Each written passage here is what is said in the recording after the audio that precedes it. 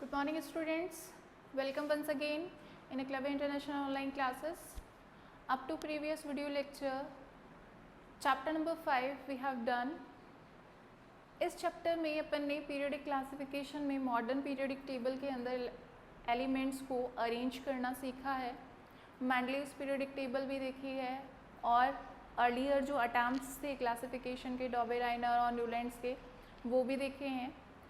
Last वाला जो video lecture था उसके अंदर मैंने दो चीज़ें कंसीडर की थी. एक मेटालिक और नॉन मेटालिक कैरेक्टर के बिहाफ पे पीरियड्स और ग्रुप्स के अंदर एलिमेंट्स को किस तरीके से अरेंज किया जाता है या फिर उन ट्रेंड्स के अंदर क्या डिफरेंसेस आते हैं, किस तरीके से वो इंक्रीज़ होते हैं, किस तरह से वो डिक्रीज़ होते हैं.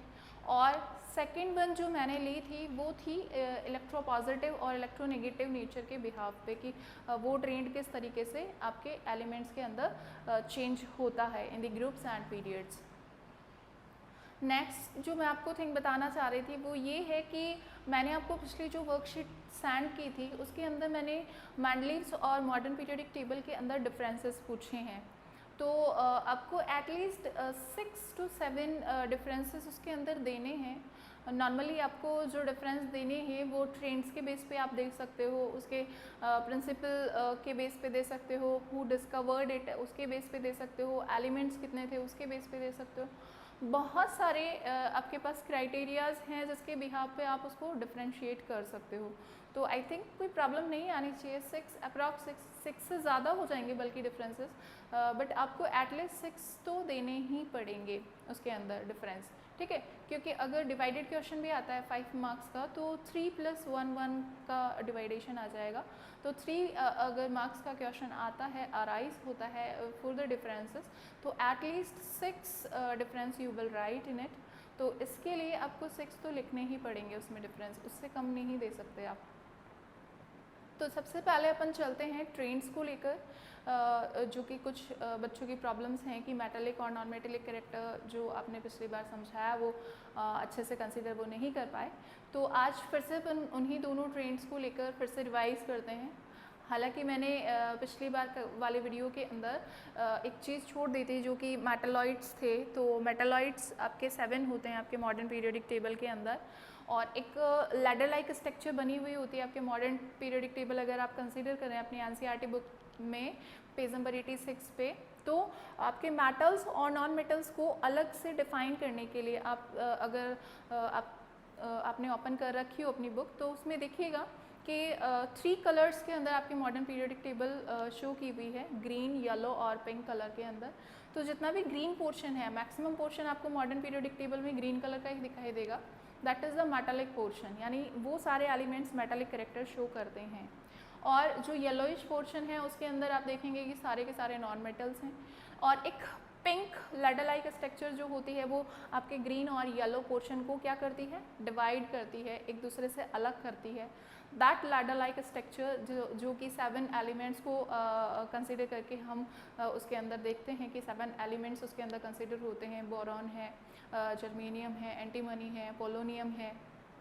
तो ये सारे जो एलिमेंट्स हैं उनको हम बोलते हैं metalloids. Metalloids why we are calling it as a metalloids. Metalloids basically होते क्या हैं? मेटालॉइड्स वो एलिमेंट्स होते हैं जो मेटालिक प्रॉपर्टी भी शो करते हैं और नॉन मेटालिक प्रॉपर्टी भी शो करते हैं, यानी दोनों की प्रॉपर्टी शो करेंगे, ग्रीन वालों की भी और येलो वालों की भी, येलो बॉक्सेस वालों की भी. तो इन्हें कहा जाएगा मेटालॉइड्स. ठीक है, तो ये अपन ने पिछले वाले वीडियो के अंदर स्किप कर दिया था, छोड़ दिया था. तो इस बार मैंने सोचा था कि अगर मैं रिवाइज करवाऊँगी तो इसको ले लूँगी. अब अगर अपन बात करें बेटा कि मेटल नेचर और नॉन मेटल नेचर की ट्रेंड्स के अकॉर्डिंग कि ग्रुप के अंदर और पीरियड के अंदर ये किस तरीके से चेंज होते हैं, तो आप अगर मॉडर्न पीरियडिक को देख रहे हैं टेबल को, तो आप देखिए कि सारा का सारा जो लेफ्ट पार्ट है मॉडर्न पीरियडिक टेबल का वो सारा का सारा मेटालिक पार्ट है, और राइट पार्ट जो है वो सारा का सारा किस में कंसीडर हो रहा है, आपके नॉन मेटल्स में. तो बेसिकली आप क्या कह सकते हो, ये कह सकते हो कि लेफ्ट टू राइट अगर मूव कर रहे हो आप तो मेटल से नॉन मेटेलिक कैरेक्टर्स आते जाते हैं, राइट. यानी if you are moving in modern periodic table from left to right in the period, then you will get that non-metallic characters will increase and metallic character will decrease. ठीक है। उसके बाद अगर अपन बात करें ग्रुप की, देखिए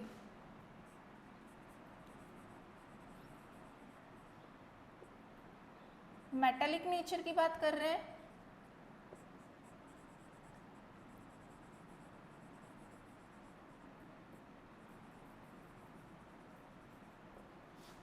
पहला, दूसरा,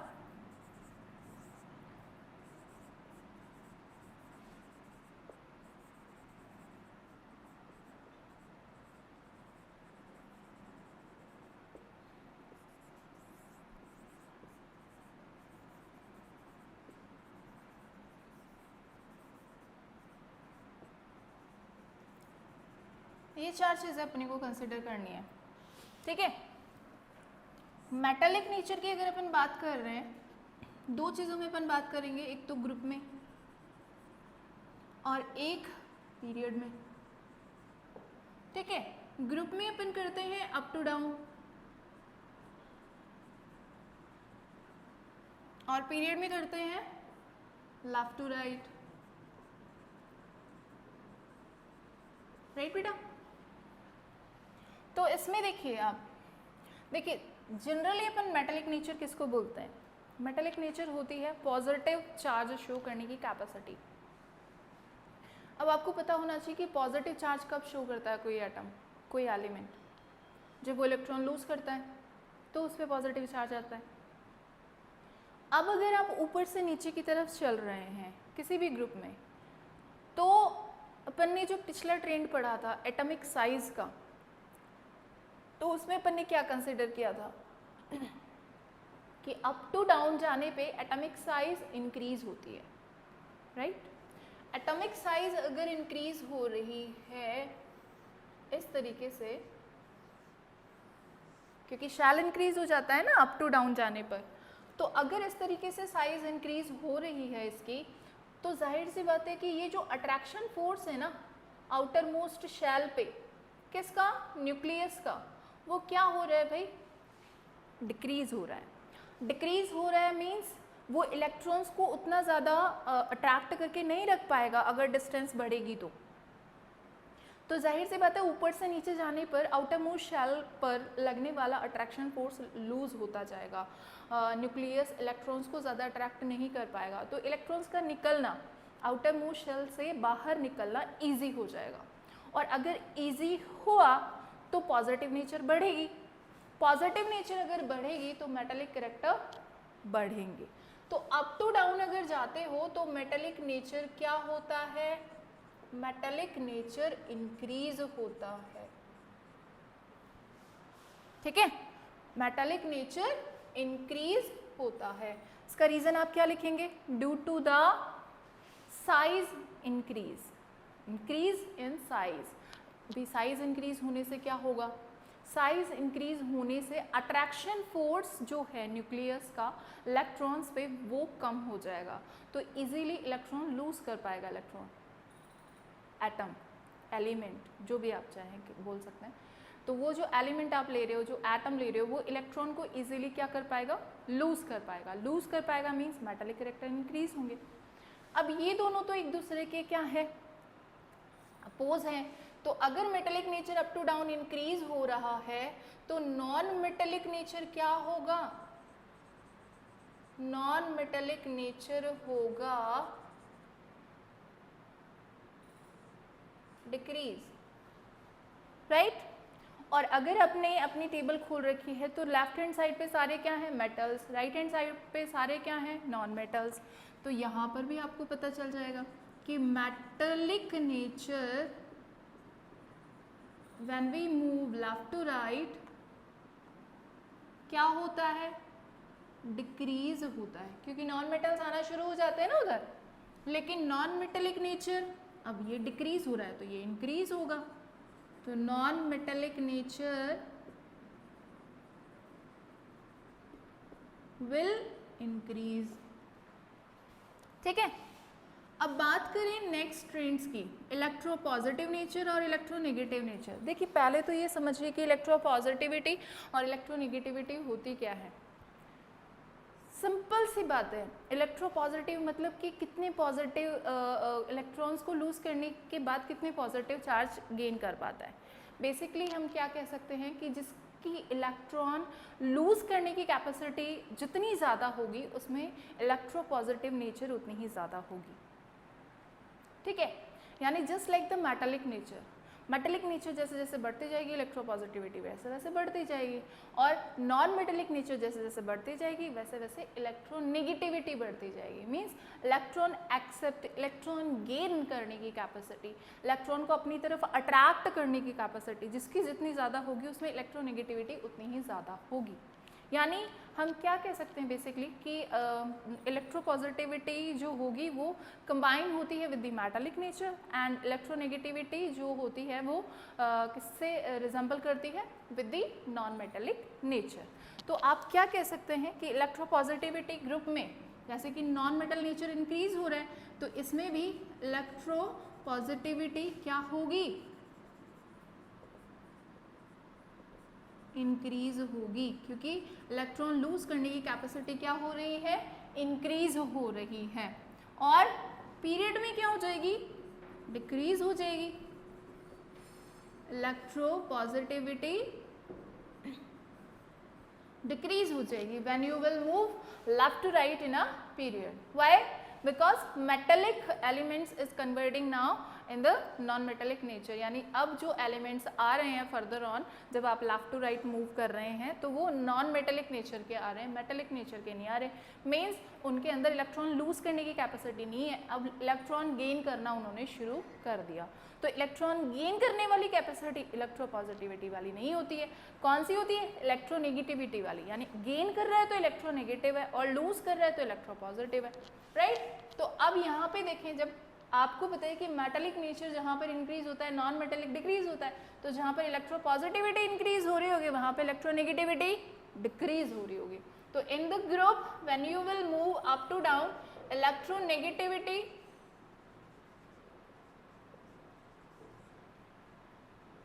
क्या होगी, डिक्रीज। लेकिन in the period when you will move left to right, in electronegativity will increase.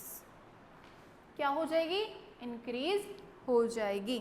तो ये है बेसिकली आपके जो ट्रेंड्स हैं जो अपन ने पिछले वीडियो लेक्चर में किए थे, और आपको प्रॉब्लम हो रही थी क्योंकि मैं कुछ ज़्यादा ही ब्रीफ ले गई थी उसको due to the time shortage. अब आई थिंक आपको क्लियर हो गया होगा। इसके बाद मैं आपको बताऊं बेटा इसका डिफरेंसेस की बात। तो डिफरेंसेस आपको किस तरह से लिखने हैं वो सबसे पहली बात है। पैराग्राफ राइटिंग नहीं करनी है। वर्कशीट में बहुत सारे बच्चों ने पैराग्राफ राइटिंग के थ्रू मुझे भेजा है, लेकिन ऐसा नहीं करना है, टेबल बना के करना है। पैराग्राफ कौन पढ़ने बैठेगा, पैराग्राफ के अंदर कंसिडर ही नहीं होगा कौन से किसके अंदर क्या डिफरेंस बता दिया। जब भी आप डिफरेंसेस देते हैं किसी भी क्वेश्चन के अंदर, तो मैंने आपको 9th स्टैंडर्ड में ही बताया था कि जब डिफरेंसेस वाला कोई भी क्वेश्चन अटैम्प्ट करना होता है तो we always take that answer in a tabulate form. Table बनानी है, टेबल बना के डिफरेंस देते हैं। ऐसे नहीं लिखना शुरू कर दिया, पैराग्राफ बना दिया इतना बड़ा, उस पैराग्राफ को कोई पढ़ने ही नहीं बैठेगा और कंसिडर कैसे करेगा कितने कितने डिफरेंसेस दिए हैं। और वहाँ पे मार्किंग जो होती है वो अकॉर्डिंग टू द डिफरेंसेस होती है। 3 मार्क्स का है, 6 डिफरेंस दिए हैं, हाफ हाफ हाफ हाफ करके लीजिए भाई 3 मार्क्स हो गए। अगर किसी ने 4 दिए हैं then you will take the 2 marks, you will gain the 2 marks, है ना। तो वहाँ पे आपकी नंबरिंग डिसाइड करती है आपके अटैम्प्टिंग मैनर पे कि आपने क्वेश्चन किस तरीके से अटैम्प्ट किया है। इफेक्टिव तरीके से अटैम्प्ट किया है then you will get best marks. अगर आपने अटैम्प्ट करने के अंदर मेथड ही सही नहीं अप्लाई करा तो आपका चाहे कितना ही अच्छा आपने क्यों नहीं लिखा हो, वो उसको आंसर को कंसिडर ही नहीं करेगा। तो पहली बात तो ये कि डिफरेंस अगर पूछा जा रहा है तो आप टेबल फॉर्म में ही उसको आंसर करेंगे, ठीक है। दूसरी बात मैंने बताया कि मैसेज आए कि मैम कितने डिफरेंस देने हैं, तो एटलीस्ट 6 डिफरेंस आपको लिखने ही हैं, ठीक है। देखिए मेंडलीव्स पीरियोडिक टेबल जो है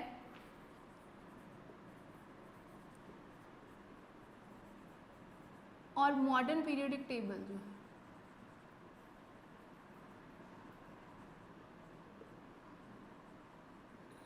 सबसे पहले आपको टेबुलेट फॉर्म लेनी है और उससे पहले आपको लेना है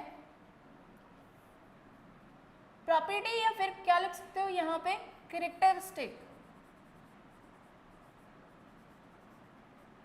जिसके बेस पे आप उनको डिफरेंशिएट कर रहे हो। कौन से कैरेक्टर ले रहे हो जिसके बेस पे आप उससे डिफरेंशिएट कर रहे हो। जैसे कि पहला अपन लें डिस्कवरर, इसका डिस्कवरर कौन है? मेंडलीव है, ठीक है। इसका डिस्कवरर कौन था? हेनरी मोजले था, ठीक है। सेकेंड, प्रिंसिपल का डिफरेंस आ जाएगा। मॉडर्न पीरियोडिक टेबल के अंदर एलिमेंट्स किसके पीरियोडिक फंक्शन होते हैं? एटॉमिक नंबर के, एटॉमिक मास के। मॉडर्न पीरियोडिक टेबल में एटॉमिक नंबर के, एटॉमिक मास, यानी एलिमेंट्स आर द पीरियोडिक, आप लिख लीजिएगा इसको प्रॉपर वे में, elements will show the periodic functions, are ही लिखिए, will नहीं,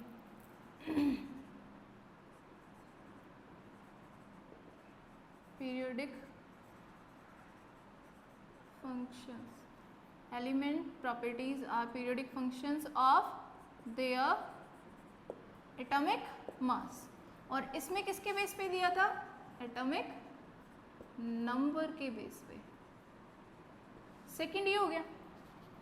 थर्ड, प्रिंसिपल के अलावा क्या लिखोगे आप? Number of groups and period. तो मेंडलीव्स पीरियोडिक टेबल की अगर अपन बात करें तो ग्रुप कितने हैं? 8, और पीरियड कितने हैं?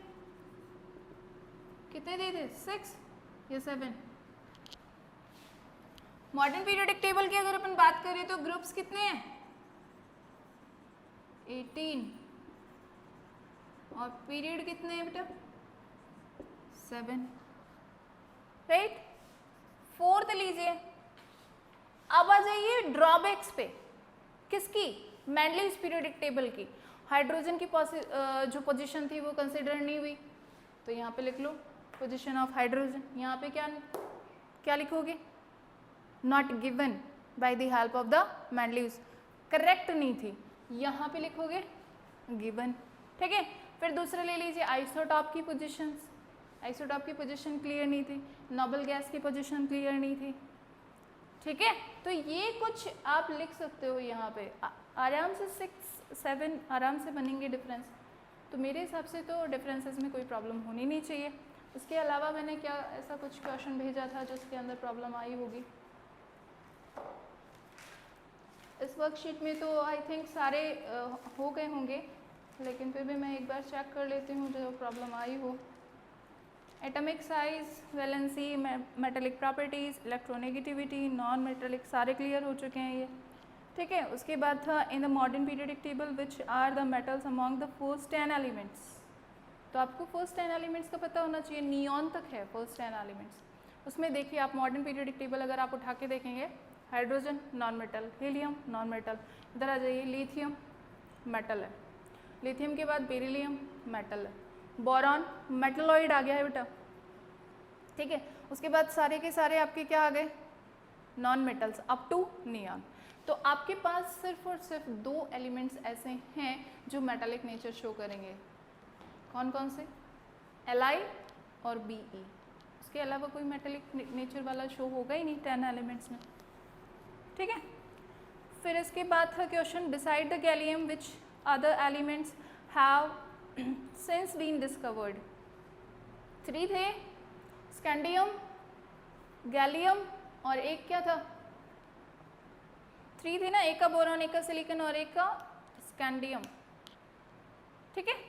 तो वो 2 आपको पता होने चाहिए। Ni2 ही पूछे हैं इसमें, Mendeleev in his periodic table और लेफ्ट। हाँ, ये वही पूछे हैं कि 3 में से 1 का नेम दे दिया और 2 को आपको पूछ लिया कि बताइए 2 कौन से थे जिसके लिए मेंडलीव ने प्रिडिक्शन किया था कि वो फर्दर ऑन जब आप फ्यूचर में डिस्कवरी करेंगे then you will get these, tell the 2 features of noble gases which makes their discovery late. 2 चीज़ें कौन सी है?